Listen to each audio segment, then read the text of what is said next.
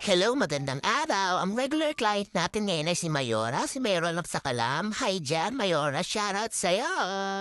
May meron siyang deep eye at ang hinin niyang ipalagay ay yung hindi magmumukhang matapang ang kanyang eyes. Dahil medyo deep eye si client natin, si Mayora.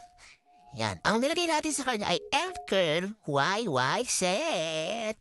Yan. Ito nga pala ang result. Yan. Sana nagustuhan mo, Mayora. Yan. Sinamad ko lang yung gusto niya na freestyle lang yung style, yung lash extension niya at baka ipatumba tayo ni Madam, ni Mayora kapag din natin sinunod yung gusto niya. Yan.